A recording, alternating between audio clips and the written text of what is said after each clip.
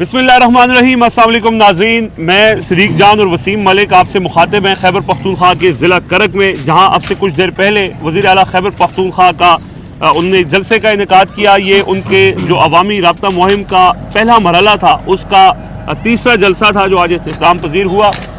इस जलसे में क्या हुआ आपको तफसील से आगाह करेंगे, लेकिन उससे पहले एक अफसोस था खबर कि आज शहीद अरशद शरीफ की वालदा साहिबा इस दुनिया से रुखसत हो चुकी हैं और एक तवील अरसे से ज़ाहिर है वो बीमार भी थी और उनका नमाज जनाजा आज रात 9 बजे इस्लामाबाद H11 कब्रिस्तान में अदा किया जाएगा।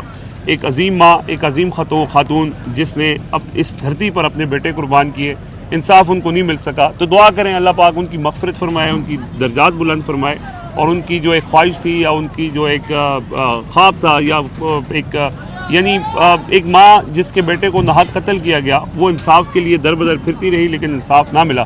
तो सिद्दीक जान साहब, ज़ाहिर अफसोसनाक खबर तो है, अल्लाह उनके दर्जात बुलंद करे। ज़रा आज के जलसे के हवाले से बात करते हैं। ज़ाहिर अब ये डिस्कशन नहीं है कि कितने लोग थे या क्या माहौल था, वो तो एक मोमेंटम उन्होंने बना दिया है। जो इम्पोर्टेंट बात है वो ये है कि पहले मरहले में उन्होंने एक तो पब्लिक ओपिनियन को इतना ज़्यादा मोबिलाइज़ कर दिया है और उसके साथ साथ एक नई लहर, एक नई रूह फूंक दी है, जिसके बाद 2 हफ्तों के अंदर KPK की फ़िज़ा में तब्दीली नज़र आ रही है। कितना वो कामयाब हुए हैं, आज के वो जो उनकी तकरीर थी वो भी बड़ी इंपॉर्टेंट थी, उसमें बहुत अहम नुकात थे, तो ज़रा तफसील से इन सारी चीज़ों का अहाता कीजिएगा। देखें, जलसे पे जाने से पहले अरशद शरीफ साहब की वालदा के लिए बहुत दुआएं, अल्लाह ताला उनका दर्जात बुलंद करे। और कैसी बेबसी है हमारी पाकिस्तानियों की और कितनी तकलीफ़ दे पूरे पाकिस्तान के लोगों के लिए ये सूरत हाल है कि एक अजीम माँ जिसका बहादुर बेटा, पहले एक बेटा जो फ़ौज में था वो शहीद हुआ और अरशद शरीफ साहब भी शहीद हुए और आज वो ख़ुद इस दुनिया से चली गई और अपने बेटे का इंसाफ नहीं ले सकी। लेकिन वो जिस बारगाह में चली गई हैं, एक तो उनकी ज़ाहिर है बेटे से मुलाकात भी होगी और वो अपने बेटे के कत्ल का शहादत का मुकदमा अल्लाह की बारगाह में पेश करेंगी और अल्लाह ताला की जो अदालत है वो जस्टिस जाहिया खान आफरीदी की अदालत नहीं है। वहाँ पे कोई जस्टिस ज़मीन नहीं है, वहाँ जस्टिस जोगर नहीं है, वहाँ जस्टिस आलिया नीलम नहीं है, वहाँ जस्टिस आमिर फ़ारूक नहीं है। वहाँ पे पाकिस्तान जैसा घटिया निज़ाम नहीं है जहाँ पे एक शहीद को इंसाफ नहीं मिला और उसके कातलों का मुहासबा नहीं किया गया। तो हमारी अल्लाह ताला से दुआ भी है, सदा भी है, उम्मीद भी है, ये यकीन भी है कि पाकिस्तान के लोगों की ज़िंदगियों में, जो सब लोग हैं इनकी ज़िंदगियों में इंशाल्लाह अरशद शरीफ साहब के जो कातिल हैं वो बेनकाब भी होंगे, जलील भी होंगे, रुस्वा भी होंगे। और अल्लाह ताला से ये दुआ है कि हम अपनी मतलब चले, हमें तो नहीं पता हमारी ज़िंदगी कितनी है, लेकिन इस वक्त जो पाकिस्तान के लोग हैं ये कम अज़ कम अपनी ज़िंदगियों में अरशद शरीफ साहब के कातिलों को जलील और रुस्वा होते हुए देखें और निशान इबरत बनते हुए देखें। ये तड़पे, इनको मौत ना आए और ये उस वक्त माफ़ी मांगें कि हाँ, हमें जो मौत नहीं आ रही, जो हम तड़प रहे हैं, जो हम तकलीफ़ और अजियत में हैं, उसकी वजह यह है कि हमने अरशद शरीफ को कत्ल किया था या अरशद शरीफ को कत्ल करवाया था, उनको शहीद किया था या करवाया था। तो इंशाल्लाह अरशद शरीफ साहब के कातलों का ज़रूर जो है वो हम अंजाम या इस वक्त जो पाकिस्तान के लोग हैं जो अपनी ज़िंदगी में देखेंगे। बाकी आप जहाँ तक बात है और मैं शायद इंट्रो पे गौर नहीं कर रहा था, 9 बजे वैसे उनका जनाजा है, इंशाल्लाह हम भी शरीक होंगे H11 कब्रिस्तान में इस्लामाबाद में। देखें, जो सुहेल आफरीदी साहब है ना, एक तो उन्होंने एक और ख़तरनाक कार्ड आज खेल दिया है। उनकी तकरीर का और अहाता भी करेंगे, इन 3 जलसों का भी अहाता करेंगे। देखें, नजम सेठी साहब ने जब वो बने तो नजम सेठी साहब ने कहा कि वो स्टूडेंट्स में बहुत पॉपुलर हैं, वो यूथ में बहुत पॉपुलर हैं और उन्होंने कहा जिस तरह से हमने बांग्लादेश में देखा, नेपाल में देखा, हमने बांग्लादेश, नेपाल, श्रीलंका में देखा, तो इस तरह से ये इमरान खान का इनको लाने का एक मकसद ये भी है कि यूथ को, नौजवानों को, स्टूडेंट्स को ये एक्टिव करेंगे और एक बड़ी चढ़ाई जो है वो वफाक के ऊपर कर सकते हैं। अच्छा, आपने देखा होगा कि जब हम CM हाउस भी गए तो हमने वहाँ पे नोट किया कि वहाँ पे हमें कुछ सरमायादार और जागीरदार और बड़े पैसों वाले बंदे या बाबे नज़र नहीं आए। हमें वहाँ पे होता है, हाँ, नॉर्मली होता है कि वज़ीर आला के पास जो है वो बड़े बड़े लोग आए बैठे होते हैं, बड़े पैसे वाले आए बैठे होते हैं, लेकिन हमने वहाँ पे देखा कि वहाँ पे हमें नौजवान नज़र आए, उनके यूथ के वो अहदेदार नज़र आए, उनके यूथ के और ISF के वो कारकुन नज़र आए जिनके कपड़े भी उस तरह से नहीं थे कि वो को बहुत अमीर हो, जो आज से चंद साल पहले कुर्सियाँ लगाते थे जलसों में, ठीक है, और उनको देख के पता चलता था कि ये ग्रास रूट लेवल के आम वर्कर हैं।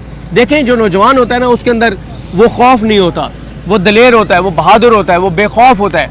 तो इसलिए جو سہیل آفریدی صاحب کی حکمت عملی میں نظر آ رہی ہے کہ وہ جس دن سے آئے ہیں، بلکہ آپ کو یاد ہوگا کہ میں نے ان کو کہا، میں نے کہا کہ عام طور پہ ہم دیکھتے ہیں کہ جب کوئی وزیر اعلیٰ بنتا ہے تو اس کے خاندان کے لوگ جو ہے نا وہ ہمیں بڑے پھونپھا میں نظر آتے ہیں کہ جی ہم اب وزیر اعلیٰ ہیں. میں نے کہا آپ کی فیملی کا تو ایسا نہیں ہے، بلکہ یہاں پہ ایک چیز کا ذکر کرنا ضروری ہے کہ ہمیں ایک بیوروکریٹ نے کہا کہ 2 ہفتے ہو گئے ہیں سہیل آفریدی کو وزیر اعلیٰ بنے ہوئے، لیکن ابھی تک کے پی کے میں نے بیوروکریٹس میں کہیں نہیں سنا. عموماً ہمیں یہ باتیں سنتے ہیں کہ کسی بیوروکریٹ نے یا کسی اور نے یہ کہا کہ میری سہیل آفریدی کے بھائی سے بات ہو گئی ہے، اتنے پیسے اس کو دوں گا اور اس عہدے پہ میں آ رہا ہوں. انہوں نے کہا ایسا نہیں ہوا.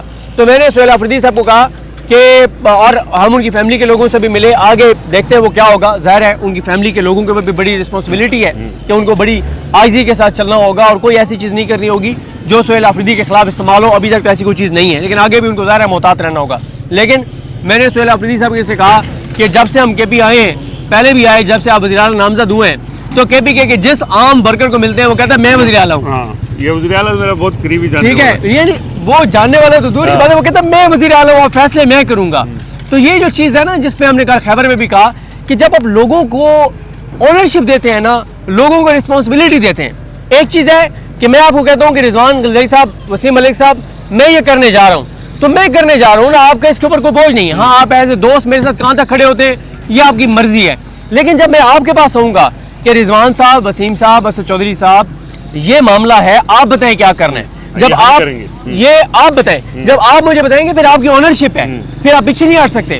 اور آج صبح ہماری ممتاز بنگئی صاحب سے جب ملاقات ہوئی، یہ اس تناظر میں بات کروں کہ جو کل قبائلیوں کو انہوں نے آن بورڈ لیا ہے اور آگے تمام وہ قبائلی اضلاع میں جا رہے ہیں، تو انہوں نے کیا کہا ممتاز بنگئی صاحب نے، بہت سینئر صحافی ہیں اور ہمارے تو استادوں میں سے ہیں، میں تو بہت ان سے سیکھتا ہوں. انہوں نے کہا کہ جب جرگہ ایک فیصلہ کر دیتا ہے، یعنی جرگہ فیصلہ کر دیتا ہے، جو قبائلی لوگ کہہ بھی رہے ہیں کہ آپ ہمیں ٹائم دیں، ہم 1 یا 2 ماہ کا ٹائم دیں گے، تمام جرگے بلائیں گے اور ہم دہشت گردوں کو 1-2 ماہ کا ٹائم دیں گے کہ نکل جاؤ ورنہ ہم پہ بندوق اٹھائیں گے. انہوں نے کہا اگر وہ نہیں نکلتے، پھر جب جرگہ فیصلہ کرے گا کہ بندوق اٹھا کے نکلنا ہے تو یہ ہو نہیں سکتا کہ کوئی مس ہو جائے. ہر گھر میں سے ایک بندے کو اسلحے سمیت نکلنا پڑے گا دہشت گردوں کے خلاف. یہ اور دیکھیں نا سہیل آفریدی ہر جگہ پہ لوگوں کو اونرشپ دے رہے ہیں، لوگوں کو انوالو کر رہے ہیں، اب اسٹوڈنٹس کو انوالو کر رہے ہیں، یوتھ کو انوالو کر رہے ہیں. 14 نومبر کو انہوں نے کے پی میں ایک بڑا جلسہ کرنے کا اعلان کیا اسٹوڈنٹس کا. دیکھیں وہ اسٹوڈنٹس کا خون گرما رہے ہیں.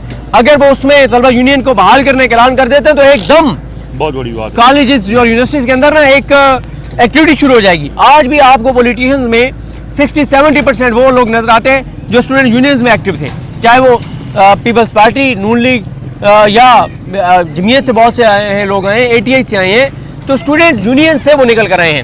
باقی اگر آپ ان کی تقریروں کا مکمل احاطہ کریں، ایک تو وہ ہر تقریر میں جا کے مسلسل یہ بات کر رہے ہیں، اور ایک طرح سے وہ دیکھیں سہیل آفریدی کی نظر میں لوگوں کو اپنا آپ نظر آتا ہے کہ عام آدمی کو دیکھیں کتنے کے پی کے اندر جاگیردار اور پیسے والے کتنے ہوں گے، گنے چنے ہوں گے نا. باقی تو مڈل کلاس ہے، لوور مڈل کلاس ہے. مڈل کلاس اور لوور مڈل کلاس کو سہیل آفریدی کی نظر میں اپنا آپ نظر آتا ہے، یار یہ ہم ہیں.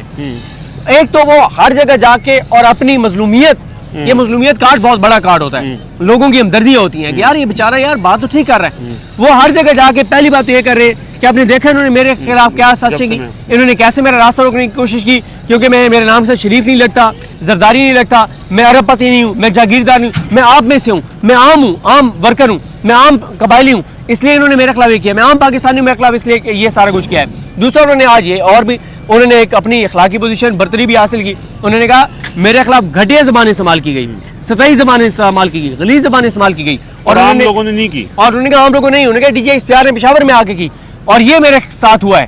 لیکن وہاں پہ انہوں نے ایک اخلاقی برتری بھی لی کہ میرے خلاف گھٹیا زبانیں وزیروں نے بھی استعمال کی، غلیظ زبانیں استعمال کی. میں عمران خان کا سپاہی ہوں، میں پشتون ہوں، میں قبائلی ہوں، ہماری روایات ہے. میں نے اس کا جواب اس زبان میں نہیں دیا. انہوں نے دیکھیں میں آپ کو بتا رہا ہوں نا کہ پتہ نہیں ان کا، وہ خود بھی ان کے بارے میں یہ تھا کہ وہ بہت درویش آدمی ہے. ہمارا بھی پہلا تاثر بڑا درویش ہے، لیکن ان کی تقریر کے اندر 12 مثالیں پورے ہوتے ہیں.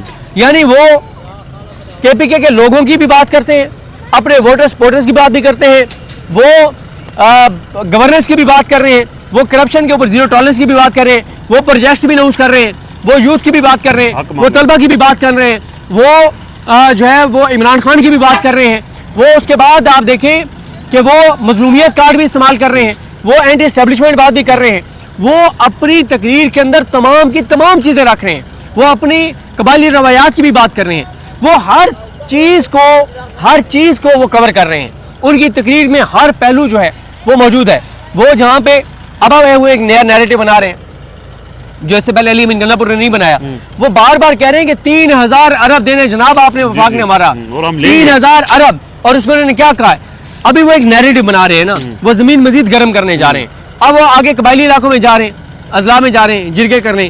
وہ 14 کو اسٹوڈنٹس کا جلسہ کرنے جا رہے ہیں, اور وہ کیا کہہ رہے ہیں, پہلے میں اپنی عوام کے پاس جاؤں گا اور عوام کو بتاؤں گا تمہیں میں موقع دے رہا ہوں, تمہیں میں ٹائم دے رہا ہوں, اور اگر نہ ہوا. اور اس بار آپ دیکھیے گا جو مارچ ہوگا اسلام آباد کی طرف اگر ہوگا, اس میں امن کی بات ہوگی تو پورا کے پی کے جذبات ساتھ ہوں گے. اس میں مائنز اینڈ منرلز کی آج بھی انہوں نے بات کی. دیکھیں کے پی کے لوگوں کے نا دل کے بہت قریب ہے یہ امن کی بات, ملٹری آپریشن کی بات, مائنز اینڈ منرلز کی بات, یہاں کے وسائل کی بات, یہاں کے لوگوں کے حق کی بات, یہاں کے لوگوں کے فنڈز کی بات, وفاق کی ظلم اور زیادتیوں کی بات. وہ انہوں نے آج بھی کہا کہ آپ سویلی ماں جیسا ہم سے سلوک کر رہے ہیں. یہ ساری باتیں کے پی کے لوگوں کے دل کے قریب ہے, پی ٹی آئی کے لوگوں کے نہیں, کے پی کے عام لوگوں کے دل کے قریب ہے. وہ ایک نیریٹو بنا رہے ہیں سر, اور یہ نیریٹو وفاق کے لیے بہت خطرناک ہے. وفاق کو اب آج انہوں نے کیا بتایا, انہوں نے کہا 70 گاڑیوں کے ہم نے پیسے دیے, بلٹ پروف گاڑیاں 40 دیں, 30 دے نہیں رہے. اور بھائی اب دے بلٹ پروف گاڑیاں کے پی کے کو ضرورت ہے جب وہ اپنے پیسوں سے. آپ نے 3 ان کو کچرا گاڑیاں دے دی, انہوں نے کہا کہ آپ نے بلٹ پروف گاڑیاں کباڑ, ٹھیک ہے. اچھا دیکھیں آج انہوں نے ایک اور, آپ نے دیکھا جب ڈی چوک کے نعرے لگے تو انہوں نے اسٹیبلشمنٹ کو پیغام دیا کہ لوگوں کے جذبات کو دیکھو, لوگوں کے جذبات احساسات کو دیکھو, اگر اور ورنہ عمران خان کی کال آئے گی تو کسی کو منہ چھپانے کی جگہ نہیں ملے گی. دیکھیں آج انہوں نے ایک اور بڑی امپورٹنٹ بات کی. انہوں نے کہا کہ شہباز شریف والی وہ بات انہوں نے پہلے بتا دی تھی کہ شہباز شریف نے کہا پوچھ کر بتاتا ہوں. کہتے ہیں جب کال آئی شہباز شریف کی, میں نے کہا میں نے عمران خان سے ملنا ہے, اس نے کہا میں پوچھ کے بتاتا ہوں. تو کہتے ہیں جب مجھے وفاق سے کال آئی کہ میٹنگ ہے وفاق میں, تو میں نے کہا میں اپنے لیڈر سے پوچھ کے بتاتا ہوں. اگر تم ادھر سے پوچھ کے بتاؤ گے تو میں اپنے لیڈر سے پوچھ کے بتاؤں گا. دیکھیں سہیل آفریدی عمران خان کا بار بار ذکر کر کے بتا رہے ہیں کہ اب ہوگا بھی عمران خان, ہے بھی عمران خان, اور کوئی فیصلہ بھی عمران خان سے پوچھے بغیر جو ہے وہ نہیں کیا جائے گا.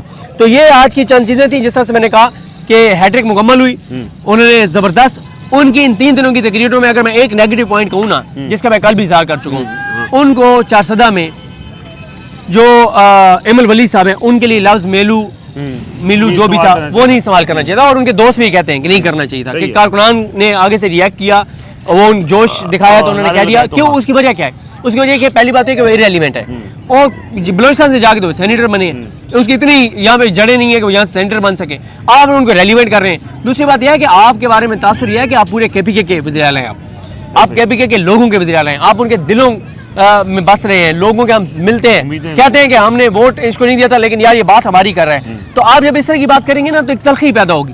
اس وقت جب آپ ایک نیریٹو پورے کے پی کے لوگوں کا بنا رہے ہیں, کے پی کے وسائل کی بات کر رہے ہیں, امن کی بات کر رہے ہیں, پھر اس بار دیکھیں جو اس بار یہ نکلیں گے نا اس میں وسائل کی بھی بات ہوگی, امن کی بھی بات ہوگی, دہشت گردی کی بات ہوگی, ملٹری آپریشن کی بات ہوگی, مرید کے کی بات ہوگی.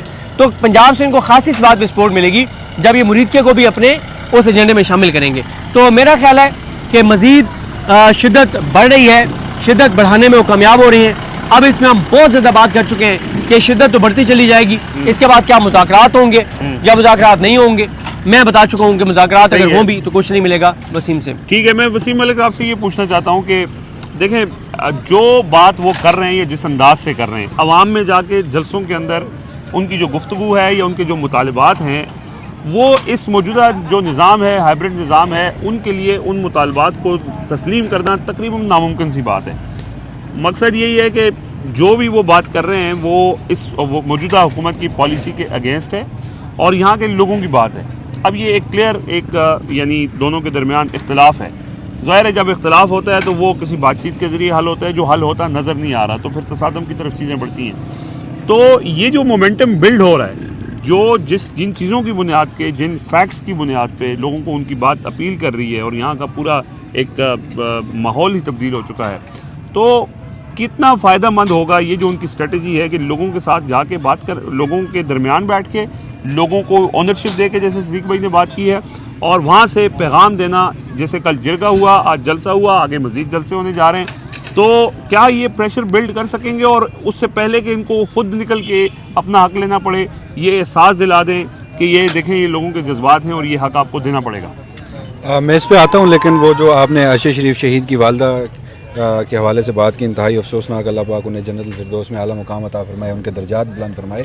لیکن صدیق جان صاحب, آپ نے کہا کہ یہ یحییٰ آفریدی یا امین الدین خان صاحب کی عدالتیں نہیں ہیں, تو میرے خیال میں ہمیں تھوڑا سا پس منظر میں جا کر ان تمام ججز کا نام لینا چاہیے. چیف جسٹس عمر عطا بندیال نے 100 موٹر نوٹس لیا, فیصلہ نہیں کر پائے. بینچ میں شامل تمام ججز, اس کے بعد قاضی فائزیسا آئے, ایون کہ ایک مرتبہ قاضی فائزیسا نے صرف اپنا سکور سیٹل کرنے کے لیے جسٹس شاہ کی عدالت میں یہ مقدمہ لگا دیا, جب یہ 12 جولائی اور 2024 کا معاملہ تھا. تو جسٹس منصور علی شاہ نے بھی وہ کیس سننے سے انکار کر دیا تھا, اور اس ملک کا کوئی وکیل ایسا نہیں تھا کہ جو عرشی شریف صاحب کا مقدمہ جو ہے وہ سنتا.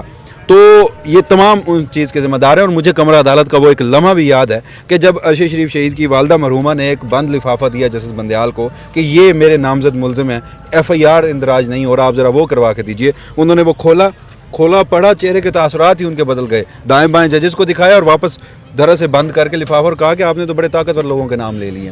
تو وہ سارے ذمہ دار ہیں. بہرحال اب فیصلہ ایگزیکٹلی آپ نے باقی ساری گفتگو کی. دیکھیے, اگر ہم ان جلسوں کے حوالے سے بات کریں یا ان مومنٹم کے حوالے سے بات کریں, جو اس وقت تاثرات سرفس پہ آ رہے ہیں یہ تو پہلے موجود تو تھے. علی امین گنڈاپور کی حکومت کے وقت بھی موجود میں تھے, لیکن انہیں کوئی یوٹیلائز کرنے والا نہیں تھا. وہ وکٹ کے دونوں جانب کھیل رہے تھے. سہیل آفریدی کی صورت میں ایک نیا لیڈر ملا, وہ متحرک بھی تھے, اور یہ گفتگو ہم پہلے بھی کر رہے تھے. جیسے آپ نے بڑا زبردست وہ ایک اس کے اوپر تجزیہ دیا تھا کہ سوشل میڈیا ہو, تنظیم ہو KPK کی یا گورنمنٹ ہو, وہ سب ایک پیج پہ تھے.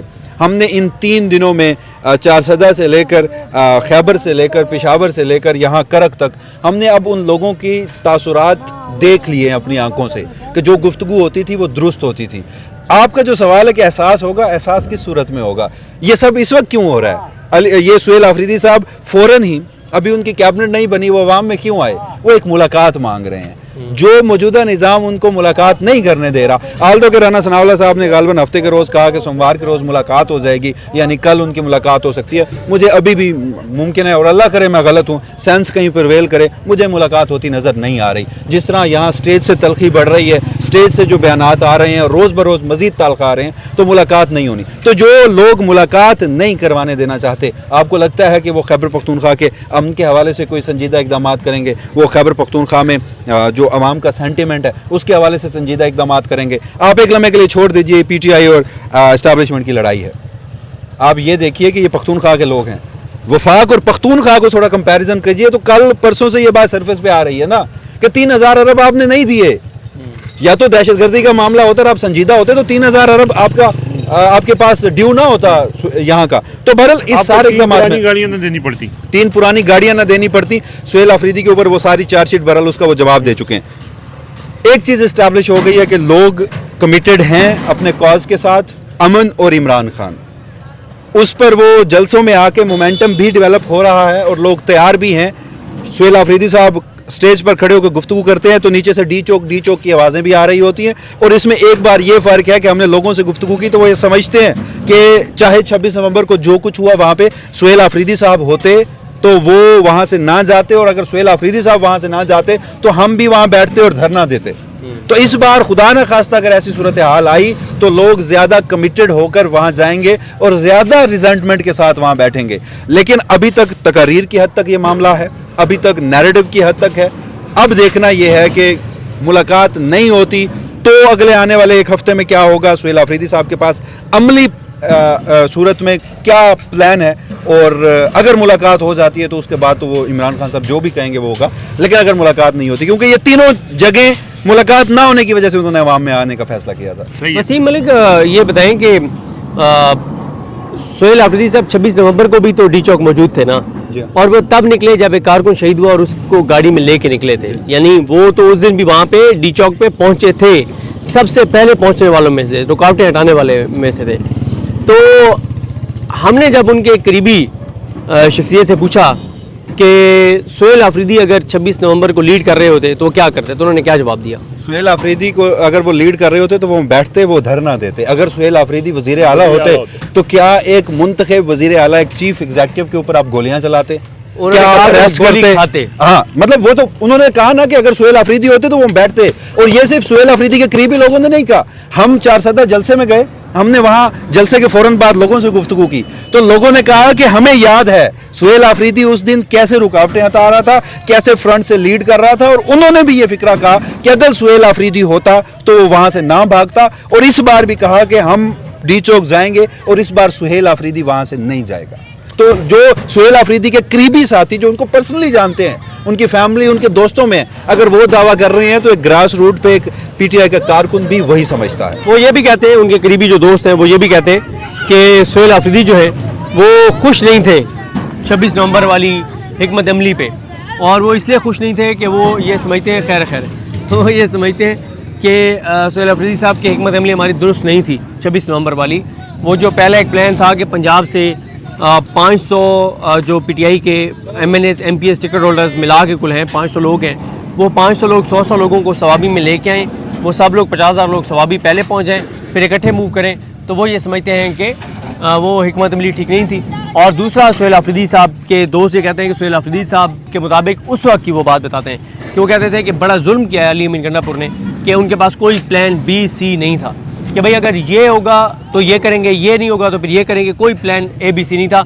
इस बार वो कहते हैं कि तमाम प्लान जो हैं वो बनाए जाएंगे और एक स्ट्रेटजी उनके मैं पास। आपको भी दाद देता हूँ, आप यहाँ से चले वहाँ तक वीडियो में, और सिद्दीक जान साहब आपसे मुखातिब थे और आप आवाम से और कैमरे से मुखातिब ही नहीं थे।